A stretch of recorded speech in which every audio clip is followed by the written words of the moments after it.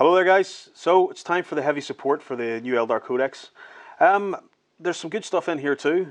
Some of this stuff has been upgraded, and if I were an Eldar player, well, I have Eldar stuff. I'm not really an Eldar player, but I would be more than pleased with some of the upgrades that we've got in here. Oh yeah, I mean, heavy support has always been heaving in Eldar books. But the choices that you have now, where they've improved, it's a lot more difficult now to decide what you want to take. Yeah. Okay, so first up then is one of the old favourites, the Dark Reapers. Dark Reapers, of course, as we all know, used to be just marine killers with their Reaper launchers. What do you think? Have they got better? Have they got worse? Or stayed much the same? There's a reason to take Dark Reapers now. Originally, they had proper missile launchers. It's with the advent of 3rd edition they became anti-infantry. Let's start there. They have slow and purposeful, so they're mobile now. They can move around and start shooting stuff. They're not necessarily going to use that to get anywhere. No. Maybe get out of the way of something. That's it. It should be noted, by the way, that there is a big downside to slow and purposeful, and that's you're not allowed to make Overwatch attacks. So remember that. On their own, they're very vulnerable because they're small units. You can bump them right up to 10, but 30 points a man. Yeah. 30 points a man. But the upgrades. Yes, this is where they really win, hands down. They can have their missile launchers back because they can upgrade to take Starshot missiles, which are essentially crack missiles. That's it. And of course, flak missiles. So here's your anti-aircraft. I think they'll be fighting with the Crimson Hunter as far as anti-aircraft goes. Pretty much. But then again, if in the fast attack you're going to take more warp spiders, and you're not going to bother with the Crimson Hunter, or you're going to take the Hemlock instead because you've discovered some amazing combination. We're just waiting for that to hit. We're just waiting for that to fall into our laps. Then definitely it's probably your Dark Reapers that are going to be your guys to go to for your anti-aircraft. Yeah. And again, as with a lot of the aspects that we've talked about already, you don't necessarily need the Exarch. No, the Exarch is he's an upgrade that brings with him the ability to take basically some extra things, fast shot. You can get some extra shots and stuff out of it. It's not terribly necessary because it's starting to add more and more and more points to an already expensive unit. Yeah, I mean, really, I wouldn't bother. I mean, it's such a lovely model, and I do have one. I'll probably take him just for nostalgia, just for sentimental value. But if you're being competitive, it's not necessary. It's not strictly necessary, no. Okay, next up is Vol's Wrath Support Battery. Which is your old heavy weapons platforms. Giant, big ones. These are holdovers, really. I think these are holdovers from older books where they were better, but they're not really anymore. I mean, the Vibro Cannon, there's a lot of stuff that the Vibro can do better than the Vibro Cannon. It comes with a Shadow Weaver as standard, which has the monofilament ability. I think it may be a barrage weapon as well. Is it a barrage weapon as well? They're 30 points each for each of these. Yeah. Heavy one, barrage, large blast, monofilament. Monofilament. So it's not bad. Anti-horde, it's quite good. But the Vibro Cannon, I don't think that's worth taking. No, really. The Vibro Cannon's special rules now. I mean, you can have up to 3 in your battery. The first Vibro Cannon that hits has, I think, strength 7, AP 4. The next one goes up to 8, 3, and then 9, 2. It's always been the case that the amount of Vibro Cannons that hit change the strength and the amount of damage it's done. But the thing is, but that resets after all those 3 guys have fired. So your next, if you've got there's no point in spamming the batteries out. That's basically what we're saying, because their next battery that fires starts off again at 7-4 and then it goes up again.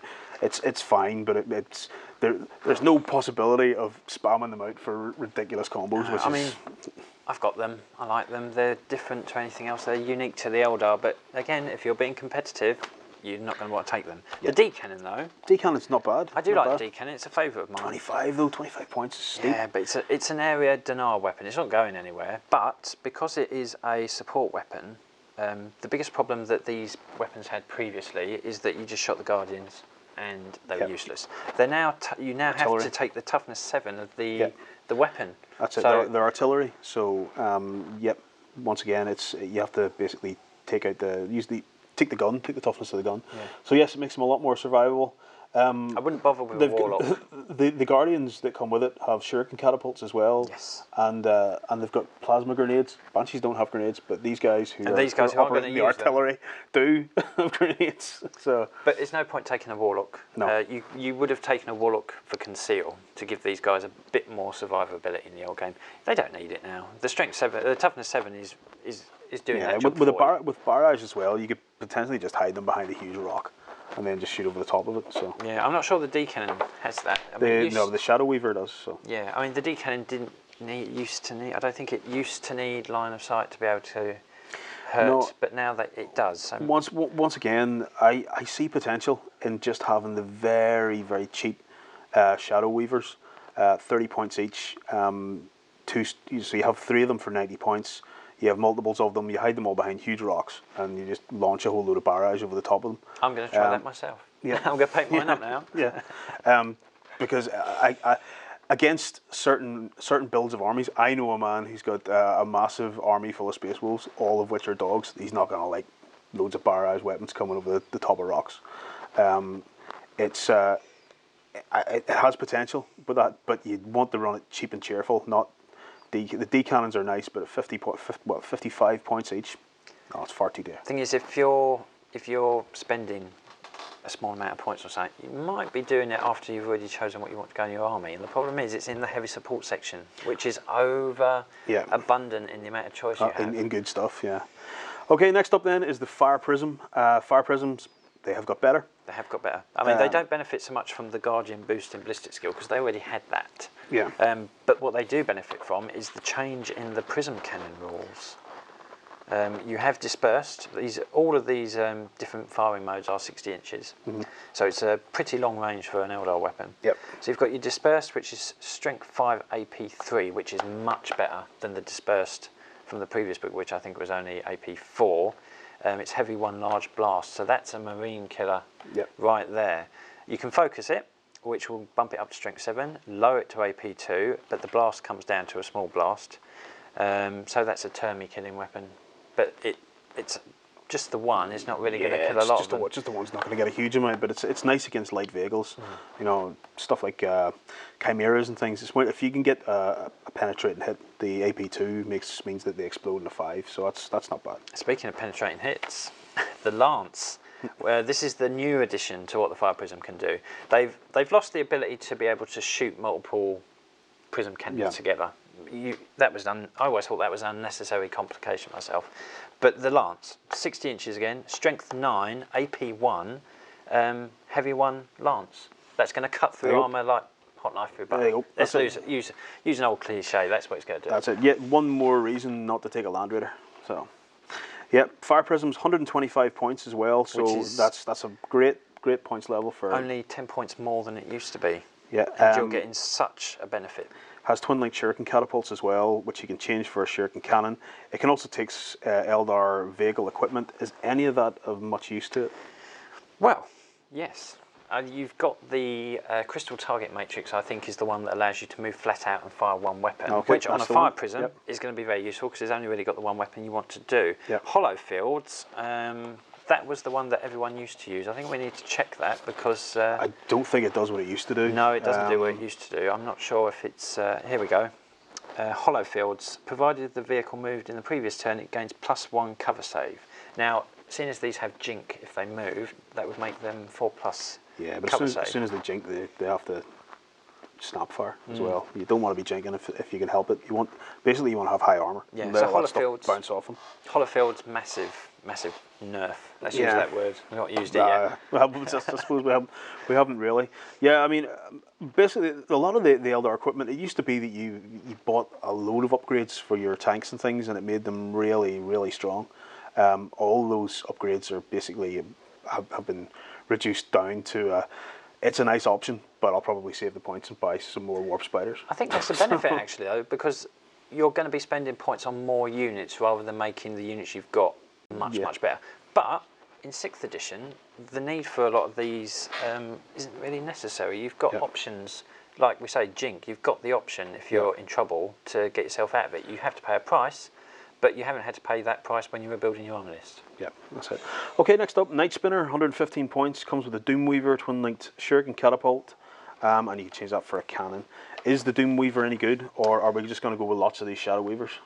Doomweaver, now it's monofilament. I think you're better off points-wise going for the Shadow Weavers. And the thing is, the Doomweavers lost the rule that the Night Spinner introduced when it was brought in White Dwarf. It's pinning, but it used to be able to make any unit that moved after it had been hit treat the movement as being in difficult and dangerous terrain, which is very useful. It's nice brilliant. rule. That's how you nobbled orcs. Yeah, it doesn't have that now, but it does have 2 fire modes. So you can have Dispersed, which is 48 inches, Strength 7, AP 6, Heavy 1, Barrage, Large Blast. Shadow Weavers would do that better. Yeah, cheaper. I think definitely. So far, I think lots of Shadow Weavers. If you want any of that barrage stuff, that's the way to do it. What it does have that Shadow Weavers don't is a focused fire, which is a template Strength 7 AP 6, Heavy 1 monofilament torrent. Right, so 12 inches out, and then place your flamer template short end toward closest to you. With such firing around corners is what that does. With the AP 6, I don't see that you really want to get close enough to anyone to do that. If you get, doesn't really matter. No, yeah, you might as well just have the big templates. And if you're going to have the big templates, you may as well just have the support battery. That's it. So Night Spinner, nice, but really there are better ways to do the same thing. Then we've got the Falcon. The Falcon's a mixed bag. So it is. I really wanted the Falcon to be loads better. It has got better because it's got cheaper, because you don't need to add all that vehicle equipment to it anymore. But on the other side, of course, that means that it's lost all its super tough, shields and things that it used to have. I mean, it's now just a nice tank. It's now Ballistic Skill 4, which is always useful. It's more likely to actually hit something. I always used to leave Falcons behind and take the Fire Prism because it was far more likely to hit something. So on that side, the Falcon will probably show up a bit more. And you can add a scatter laser to its turret, but that's going to make... I mean, twin linked. I don't think you need twin linked if you're Ballistic Skill 4. No, it's the problem. The problem the Falcon has is it's 125 points, and that's exactly the same price as a Fire Prism. And a Fire Prism brings a lot more, a lot more variety in the things that you can do with it. Yeah. You can choose different shots every round depending on your target. Yeah, you're not locking yourself in a particular role when you buy the thing. Every turn you've got the choice to be something different. Yep, and the Fire Prism has a much better chance of taking out Armor 14 than does the Falcon. The Falcon has to spend points to buy Bright Lances and all that sort of stuff. The Fire Prism just comes with it as standard. Albeit the Falcon can carry 6 models. It's possibly the best transport for guys like Fire Dragons and things like that, who are reasonably expensive, so you're not going to have units of 10, or if you do, you might not want to put them in a Wave Serpent, which isn't quite as tough as it was before. So, Falcon still reasonably good, but I'm afraid the Fire Prism has stolen all its thunder. Yeah, I mean, a Crystal Target Matrix, again, would be the main upgrade for any vehicle, especially if you're going to use it as a transport, because you're going to be moving flat out in the first turn to get that unit where it needs to be, and the ability to still shoot. Still get one shot. That's worth spending the extra points for. Okay, then next up is the Warwalker Squadron. Now, as I'm sure many of you Eldar players out there know, Warwalkers were basically the bog standard star of many Eldar armies previously. I love Warwalkers. I have so many of them in my army. Well, I'm afraid, guess what's happened? I'm afraid your Warwalkers have lost all their shiny appeal. Explain this to me, come on. Right, well, scatter lasers are no longer, well, they're costing 5 points each, so it's 70 points for 2 scatter lasers. They now don't do the same amount of shots as they did before. The scatter laser does heavy 4 laser lock. Heavy 4 is what it was before. It was strength 6. So still doing 8. But you roll first, and then you can get twin linked on it. Again, it's certainly BS4. Well, if you're taking 2 scatter lasers, would you have to roll them all at the same time and thereby not get the laser lock? Would it only really be a benefit if you're taking a scat laser and something else? Shoot first with scatter lasers. I think you're probably right. It's better to take 1 scatter laser and something else. But then again, to take all scatter lasers now. Then again, They can take flak missiles though. That's reasonably good. Yeah, because they get missile launchers. There's quite a few anti-aircraft options spread out throughout the Codex. You've got a bit of choice there. If you like, if like me, you've got a lot of war walkers, you need to find a use for them. Otherwise, you're just wasting all their money, that's time true. and effort. That's true. You know, again, okay, maybe I'm being overly harsh. They're not as bad as maybe I'm saying, but they're still 60 points. That's dearer than they were before. Well, if with a weapon, because their heavy weapons have come down in price so much, it's not as big a price increase as you'd think. Their power field has gone from being similar to the old Wave Serpent one to being a 5+ invulnerable save, and they've got battle focus, so they can move and shoot. Move, shoot, run. I disagree with you. I still think I'm going to take my War Walkers with me. I'm going to have to try them out. Are they going to be the one you'll take for the heavy support section? Are they the best of heavy support? I don't know if they're the best, but if I'm taking a large army, I will certainly have one unit of War Walkers in there. Definitely. What do you think? Do you like War Walkers? Have you used them before? Will you still use them? I'll take one unit of it when I'm thinking I need to take 3 or none. Well, I used to 2 a minimum, but again, they used to sit with the Farseer, and the Farseer would guide them the shots. They don't need that anymore. The Ballistic Skill 4 really does free them up. I suppose, and they can get twin linked as well now with use their scatter laser. I think we need to try it. The proof will be in actually getting them on the board and using them. Yeah. Okay. I'll defer to somebody who's played Eldar a bit more than I have on that one. But let's have a look at the Wraith Lord then. The Wraith Lord, 120 points for a monstrous creature. He's also a character, so suffers a bit the same as does the Avatar and things, in that you can challenge him. So running into a unit of guys that has a big character in it isn't really a smart thing to do. Because they can get rerolls by having more numbers, have more numbers than you. Again, you need, with these big melee units as a monster, of course, he's a monstrous creature character. He might get away with not getting the rerolls. Well, but I still think you need to be supporting these large things with big expendable units of Storm Guardians, just to bump up the numbers. But he has improved stat-wise. He's got 3 attacks again. The biggest problem I had with them in the last book was that they only had 2 attacks, and the sword gave them a reroll. The sword works differently now. It's just a bonus to your strength and your AP and everything. But you can take a Ghost Glaive, which is what it's called now, and still have 2 heavy weapons. Before, you could have 1 heavy weapon and the Ghost Glaive, or 2 heavy weapons. Yeah, that's gone now. You've got more choice. It's going to bump up your points. Yeah, but the one thing is, of course, it's a monstrous creature. He can do Strength 10 AP 2 by taking half his attacks, and 3 attacks, half rounded up, so he still get 2. 3 in the charge. So Ghost Glaive, which would make him what, Strength 9? Yeah, I mean he's +1, Strength 9. He'll be AP 2, and it's Mastercrafted, which is what it did before. I suppose so. For 5 points, you don't have to use smash attacks, and you can instead use your glaive. It might be worth it for 5 points. It's one of those ones that if you have 5 points spare, there's no melted bombs to buy in here, so a Ghost Glaive might be the one to buy. I mean, if you leave it behind, what it does say though as well is that the Wraith themed army could be reasonably good. It'll be a lot slower than the rest of the army, because again the Wraith Lord doesn't get fleet, and he doesn't get battle focus or anything like that. But he's not going to be standing around wondering where he is either. No, but he's got heavy weapons with decent range on them as well, so he's never going to be stuck. Ballistic Skill 4, so he's going to be hitting. Yeah, he's got a reasonable chance of doing a good bit of damage. Okay, last but by no means least, we have the Wraith Knight. As an Eldar player, I like the Wraith Knight because it's big, it looks nice, but rules-wise, it's just all right. He's a jump monstrous creature, so he's going to be able to move quite a bit. He's not a character, unlike the other monstrous creatures in the book, so that means he doesn't suffer from the I can be challenged. He's initiative 5, 6 wounds, strength 10. You're paying for, I know it's because of the size of it that he's going to be strength 10, but he really didn't need to be strength 10. He could have been a lot cheaper with a lower strength. And he can take a Ghost Glaive, which will give him +1 strength, which is completely redundant. Yeah, I think you're just taking that for the Mastercrafted and the shield.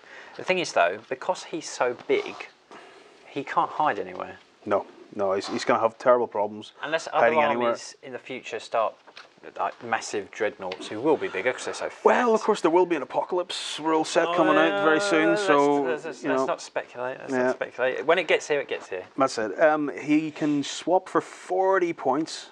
He can have a sun cannon and scatter shield. He can only have the one sun cannon. Yeah. And the sun cannon is a very nice Yeah, weapon. that's 40 points, but it's 48-inch range, strength 6, AP 2, heavy 3, blast, which is just that's a good weapon. But if you had two, that would just be. That'd be great. That'd be great, yeah. That would be the one you'd take. But if you take the sun cannon, you're also taking the scat shield. But the scat shield is only a 5+ save, and it's got this additional blind rule, which is it's nice. I like characterful rules, but it's not really going to make much of a difference. Well, it's basically saying you have to stay more than 6 inches away from your from the guys you want to support it, because the potential is that he gets shot and he blinds his own troops. Yeah, it's indiscriminate. Yeah, so you don't want to be doing a lot of that. And the heavy wraith cannon is only 36 inches, which means he's going to be getting close to the enemy. And again, because he's so big, practically speaking, there needs to be a lot of room for him to be put. His problem is that he really needs that scatter shield, because you're going to get a drop stern guard or something, turn up and just plasma you to death. As a monstrous creature, or melt you. Would he'll be able to claim a cover save? But because he's so big, is this going to affect what he needs to be standing behind to cover? Yeah, I mean, basically his best, I believe the best thing he can have is an Aegis defense line, because it always gives you a cover save regardless. It's the distance you are from the back of it as opposed to what it covers. His maneuverability covers his ankles. His maneuverability is going to be cut right out. Yeah, and you're paying a lot of points for the ability for him to be a jump creature. Yeah, I think maybe. What's his standard? Heavy wraith cannons, are they any good? Heavy wraith cannons are strength 10, AP 2, assault 1, distort, 36-inch range. It's all right.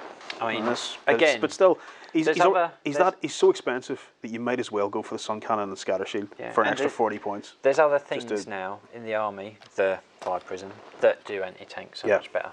I like the Wraith Knight. I want it to be good, but maybe it's setting a precedent. Maybe there's something happening in the future of 40k, regardless of Apocalypse, that this is going to mesh with pretty nicely. We can only speculate at the moment. Yeah, we can only speculate. But when it comes to the Wraith Knight, he's 240 points. Considering what I could get for 240 points for a Tau Riptide, I don't think that's really that good. And especially it's too expensive. Toughness 8's nice, but AP3, he's going to be very vulnerable to Devastator squads, Long Fang squads, all that stuff. But I'll tell you what, guys, what do you think? Other than it being, of course, a fantastic looking model and a brilliant centerpiece to your army, do you think a Wraith Knight's worth it? What about the rest of the stuff, the Wraith Lords, the War Walkers? Do you think they've been hit badly, or do you think they're still as good as they ever were? Why don't you drop some comments below, tell us about it, and we'll go on and have a look at some of the rest of the book.